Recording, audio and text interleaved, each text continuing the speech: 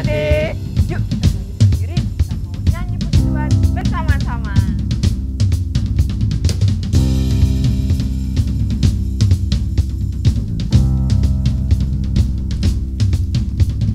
Dengar dia panggil nama saya, dengar dia panggil namamu, dengar dia panggil nama saya, juga dia panggil namamu. Dengar dia panggil nama saya, dengar dia panggil namamu, dengar dia panggil nama saya, juga dia panggil namamu. Ku jawab ya, ya, ya. Ku jawab ya, ya, ya. Ku jawab ya Tuhan, ku jawab ya Tuhan, ku jawab ya, ya, ya. Dengar dia panggil nama saya, dengar dia panggil namamu, dengar dia panggil nama saya, juga dia panggil namamu. Ku jawab ya, ya, ya. Ku jawab ya, ya, ya. Ku jawab ya Tuhan, ku jawab ya Tuhan, ku jawab ya, ya, ya. Ku jawab ya, ya, ya. Ku jawab ya, ya, ya. Ku jawab ya Tuhan, ku jawab ya Tuhan, ku jawab ya, ya, ya. Oh giranglah, oh giranglah, Yesus amat cinta pada saya. Oh giranglah, oh giranglah, oh giranglah, Yesus amat cinta pada saya. Oh giranglah.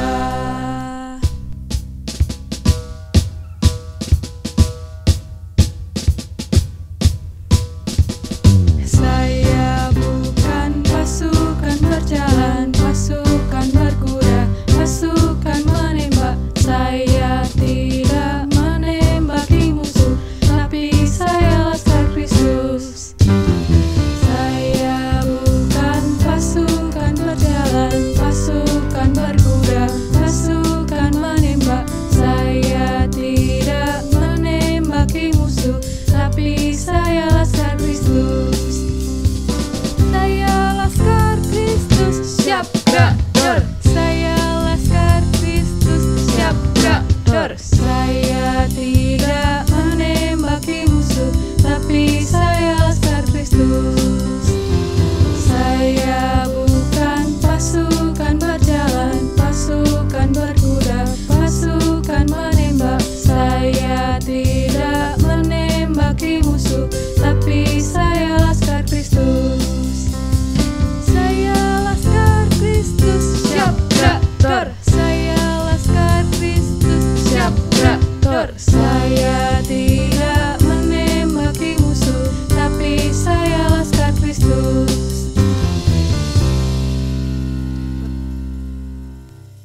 Adik-adik, marilah kita menyiapkan hati kita untuk menerima firman Tuhan.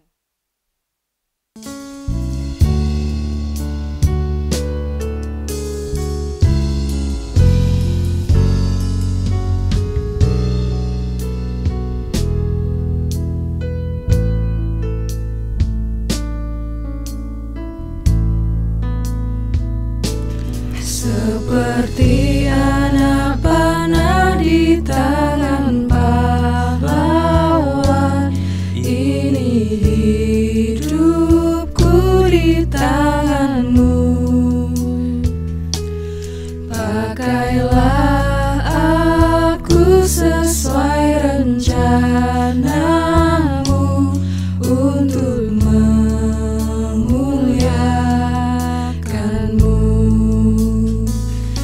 Ini aku, pakailah hidupku, jadi alat di tanganmu, oh Tuhan Yesusku.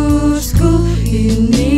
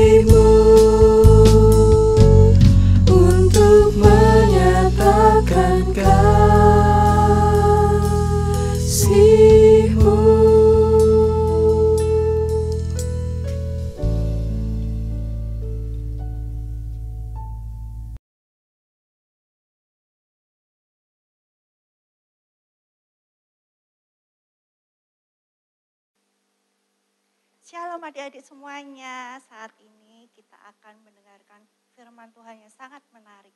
Sebelum itu kita akan berdoa bersama-sama. Yuk kita berdoa bersama-sama, duduk yang manis, lipat tangan, mari kita berdoa.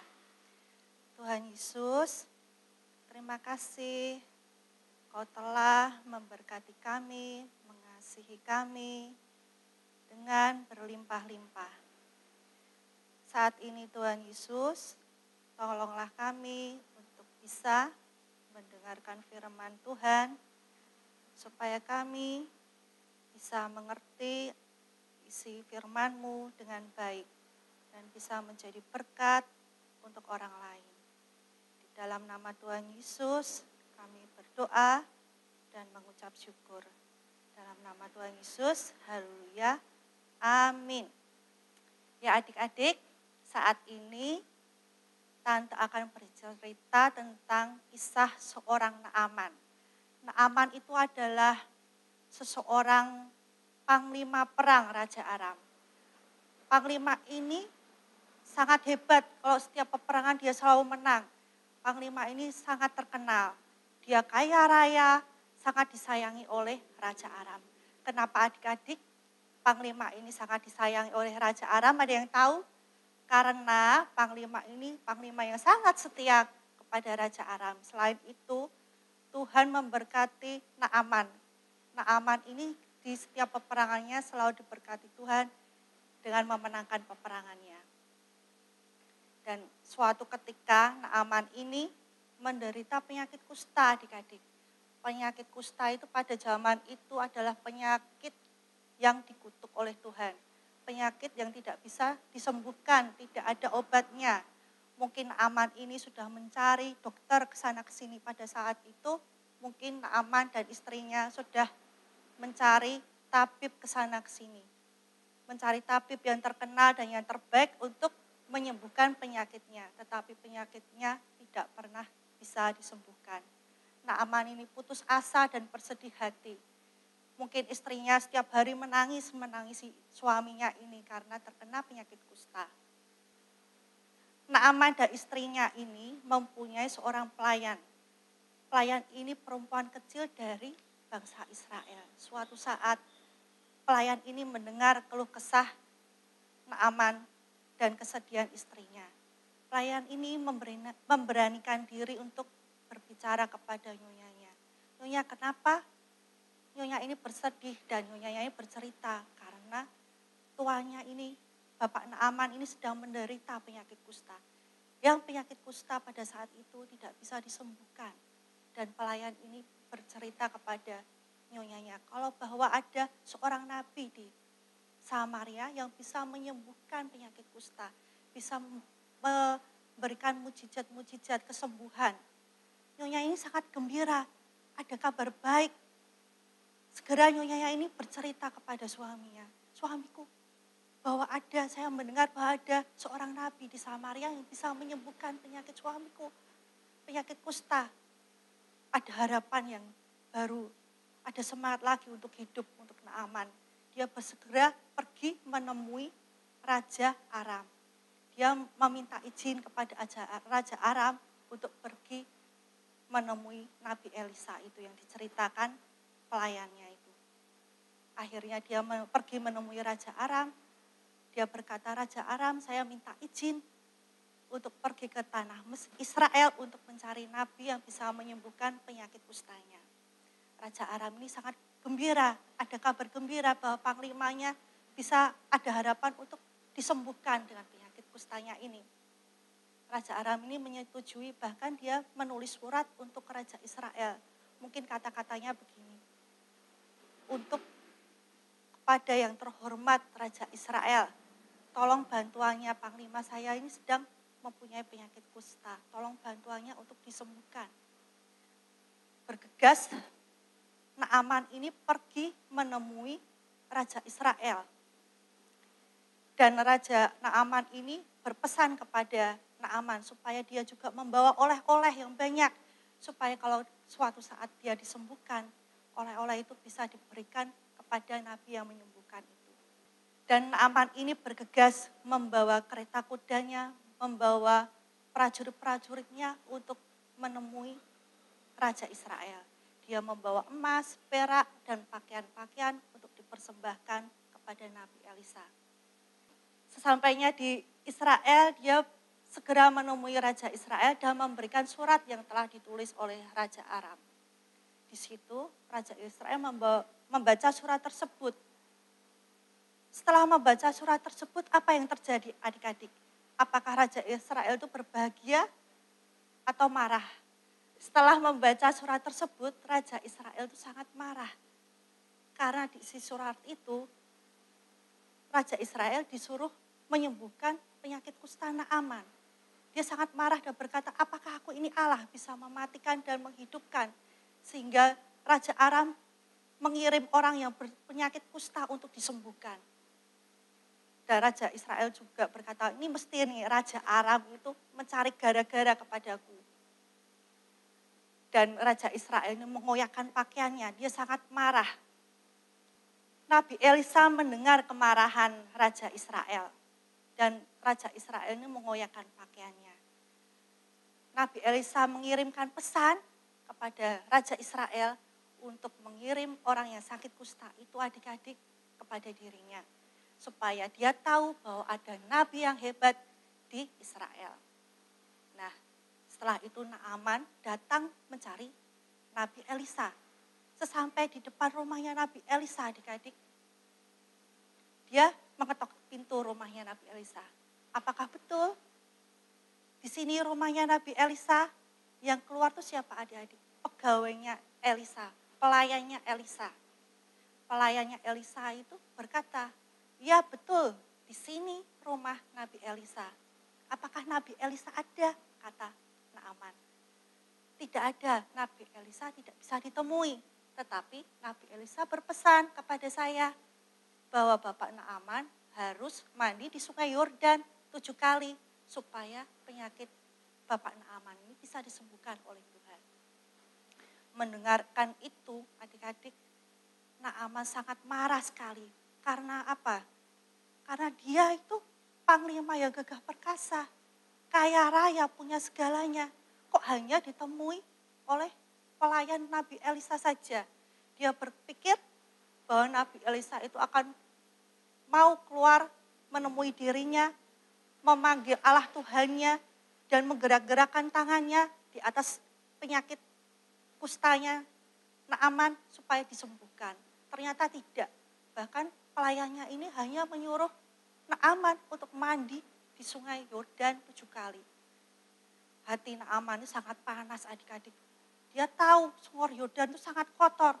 Dia berkata, apakah tidak ada sungai lain yang bersih? Kan ada sungai Abana, ada sungai Parpar di Damsik. Supaya aku bisa berendam mandi di sana dan aku ditahirkan. Naaman ini sangat panas hatinya. Dia memalingkan badannya untuk pergi pulang. Di tengah perjalanan adik-adik, ada salah seorang prajuritnya, pegawainya berkata kepada Naaman ini, Bapak Naaman, kan Nabi Elisa, andai Nabi Elisa itu menyuruh hal yang susah, yang sulit kepada Bapak Naaman untuk dikerjakan, Bapak Naaman kan mau mengerjakannya. Ini kan Nabi Elisa hanya menyuruh mandi saja di sungai Yordan. Kenapa Bapak Naaman tidak mau? Siapa tahu Bapak Naaman ini bisa disembuhkan. Nah, Bapak Naaman ini mulai berpikir panjang. Oh iya ya, kan tidak ada salahnya buat aku ini mencobanya. Aku mandi di sungai Yordan, itu perkara yang mudah. Dan Bapak Naaman ini menuju sungai Yordan. Adik-adik tahu enggak kenapa Nabi Elisa menyuruh Bapak Naaman untuk mandi 7 kali di sungai Yordan? Karena Bapak Naaman ini adalah seorang yang sombong. Dia tidak rendah hati, bahkan dia marah waktu ditemui oleh pelayannya. Saya kan panglima yang hebat, kenapa hanya ditemui oleh pelayan? Pelayannya aja ngomong sama saya, suruh mandi di sungai Yordan yang kotor. Kan saya panglima yang hebat, kenapa saya direndahkan seperti itu? Nah, Bapak Naaman tuh sangat sombong. Makanya dari itu Nabi Elisa menyuruh Bapak Naaman untuk mandi 7 kali di sungai Yordan. Di saat di sungai Yordan itu dia mencoba menceburkan dirinya di sungai Yordan untuk yang pertama kali. Yang pertama dia menceburkan dirinya 1, yang kedua dia mencoba menceburkan dirinya, dia melihat, loh kustaku kok masih ada di kulitku, masih banyak, tidak ada yang hilang sedikit pun. Dia mungkin mulai mendongkol, wah ini Nabi Elisa ini ya, mulai menipu saya ini. Mana mungkin sudah 2 kali tidak ada yang hilang sedikit pun penyakit kustaku. Mungkin Nabi Naaman mulai begitu. Dia mulai mencoba untuk menceburkan dirinya yang ketiga kali. Untuk yang ketiga kalinya, dia menceburkan dirinya dan dia lihat kulitnya masih banyak penyakit kustanya. Dia mungkin mulai geram, wah ini menipu ini Nabi Elisa ini padaku. Dan mulai pegawainya juga mulai deg-degan karena dia takut kalau sekiranya Naaman ini tidak disembuhkan. Waduh, ini kan baru yang ketiga kali Bapak Naaman, coba untuk yang keempat kali. Kan Nabi Elisa menyuruhnya 7 kali. Dia mulai menceburkan dirinya lagi yang keempat kali. Dan yang kelima kali sampai ke 6 kali. Mana tidak ada yang disembuhkan. Kulitku ini masih penuh dengan kusta.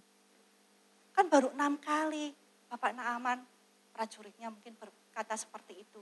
Belum yang ke-7 kali, coba yang ke-7 kali. Bapak Naaman ini mencoba menceburkan yang ke-7 kalinya.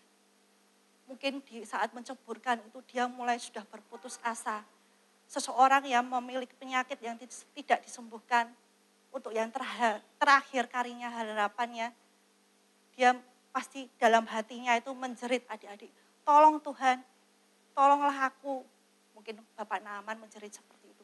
Kalau engkau menyembuhkan penyakitku, aku akan setia kepadamu. Dan di situ hati Naaman mulai dirubahkan untuk yang ke-7 kalinya. Waktu dia muncul di air,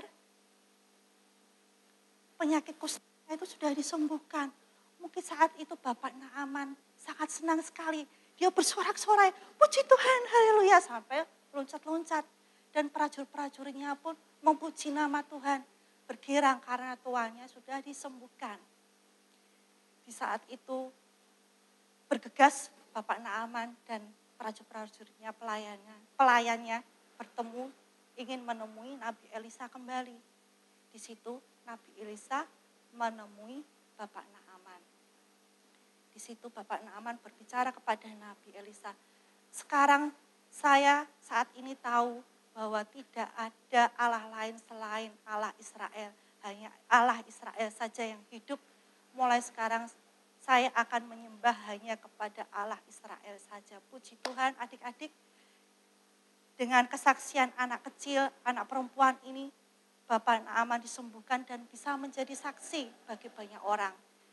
Dan Bapak Naaman ini mempersembahkan hadiahnya kepada Nabi Elisa. Tetapi Bapak Nabi Elisa ini menolaknya. Bapak Nabi Elisa tidak mau. Dia hanya berkata, saya hanya pelayan dari Tuhan saja. Dia menyembuhkan Bapak Naaman adalah Allah Israel. Di sini kita bisa belajar iman dari anak kecil ini. Iman dari anak kecil pelayan bangsa Israel ini. Anak kecil ini berani untuk bersaksi, beriman bahwa Allahnya itu adalah Allah yang hidup. Sehingga Bapak Naaman disembuhkan dan bisa menjadi saksi bagi banyak orang. Bapak Naaman ini kembali ke Aram dengan memberitakan kesaksiannya bahwa dia telah disembuhkan. Sehingga banyak orang yang percaya dan mempercayai bahwa Allah Israel itu adalah Allah yang hidup. Allah Israel itu apa? Adik-adik, siapa Allah Israel? Ya betul, Allah Israel itu adalah Tuhan Yesus. Tuhan Yesus yang kita sembah. Tuhan Yesus itu Allah yang hidup, Allah yang berkuasa, Allah yang menyayangi adik-adik, menyayangi kita semuanya. Kita harus mempunyai iman seperti anak kecil itu, anak perempuan itu. Adik-adik juga harus mempunyai iman, contoh iman adik-adik di sekolah. Iman adik-adik di sekolah itu apa contohnya? Ya, contohnya rajin belajar, nurut pada guru, menghormati guru. Contoh iman adik-adik di rumah apa? Ya, menghormati orang tua, rajin belajar, nurut sama orang tua, membantu orang tua, mengerjakan pekerjaan di rumah. Adik-adik harus berani menunjukkan iman adik-adik dan bisa menjadi teladan bagi banyak orang dan bisa menjadi berkat untuk banyak orang.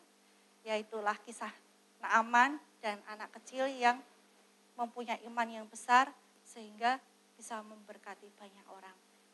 Ya, adik-adik, mari kita berdoa bersama-sama. Kita telah mendengarkan firman Tuhan, saatnya kita berdoa. Tuhan Yesus, kami berdoa biar firman ini bisa menjadi contoh untuk kami semuanya, bahwa kami bisa beriman lebih lagi, bisa berani menunjukkan iman kami, sehingga kami bisa memberkati banyak orang, menjadi teladan untuk banyak orang. Terima kasih ya Tuhan Yesus, berkati setiap keluarga kami, keluarga adik-adik, berkati juga sekolah adik-adik, supaya kami bisa memberkati, bisa menjadi contoh untuk kemuliaan nama Tuhan. Di dalam nama Tuhan Yesus Kristus, Juru Selamat dan Penebus kami yang hidup, haleluya, amin.